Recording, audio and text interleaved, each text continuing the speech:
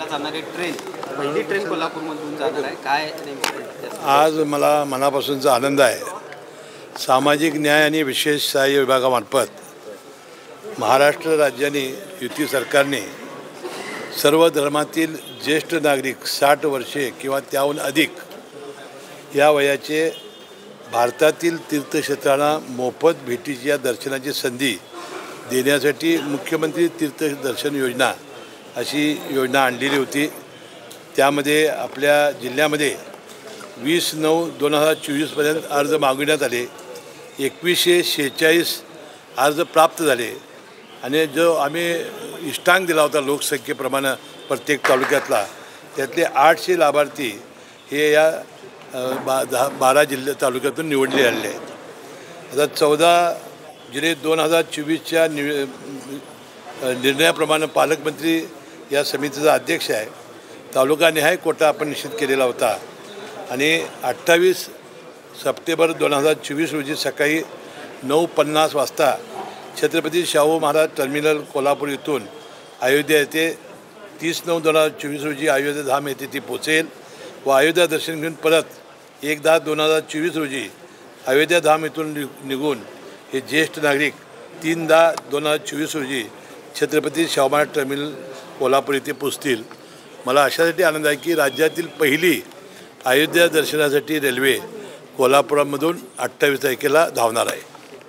दुसरं आपली जी योजना होती वयोश्री, कारण आपण लाडकी बहीण योजना ही 21 ते 65 वयापर्यंतच्या एक विवाहित आणि एक अविवाहितसाठी आपण केली आणि आता यामध्ये आपण वयोश्री योजना 65 वर्षावरील ज्येष्ठ नागरिकांना आपल्या त्यांच्या औषध पाण्यासाठी आणि इतर खर्चासाठी वर्षाला 3,000 रुपये याप्रमाणे आपण अर्ज मागवलेले होते. त्यामध्ये 68,261 अर्ज प्राप्त झाले.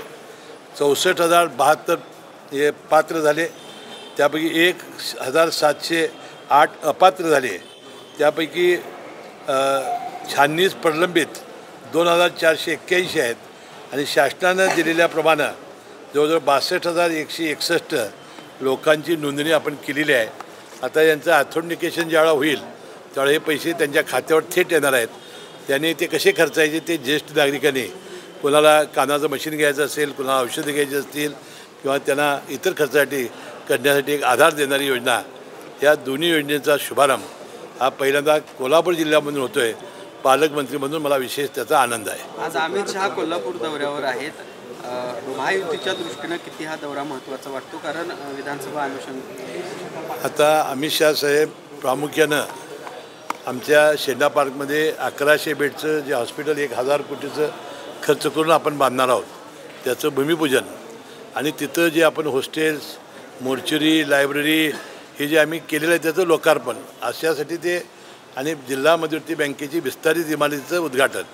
परंतु अनेक संघटनांनी आपल्या या पितृपंधरवड्यामध्ये कार्यक्रम करू नये विनंती केल्यामुळं मी विनंती अमित शहा साहेबांना केली. परंतु त्यांचा जो मूळ प्रोग्राम होता भारतीय जनता पक्षाच्या कार्यकर्त्यांना मेळावा पश्चिम महाराष्ट्रातील, तो त्यांनी ठेवला आणि महालक्ष्मी दर्शनसुद्धा त्यांनी आज करणार नाहीत. ते आमच्या ऑक्टोबरच्या पहिल्या किंवा दुसऱ्या आठवड्यात ज्यावेळी येतील त्यावेळेला महालक्ष्मीचं दर्शन घेऊन, कारण ही सासूरवाडीची महालक्ष्मी आहे त्यांच्या, त्यामुळे ही स्त्री जागरण आहे आणि आपल्याला माहिती आहे की महालक्ष्मी ही तिरुपतीहून आपल्याकडे आलेली आहे. मी परवा तिरुपतीच्या दर्शनाला गेलो, तिथले लोक म्हणत होते की महालक्ष्मी कोल्हापूरला आल्यामुळं ही लक्ष्मी आमची सगळी महाराष्ट्राकडे गेलेली आहे आणि त्यामुळं आपल्या पहिल्या किंवा दुसऱ्या आठवड्यात हा कार्यक्रम होईल.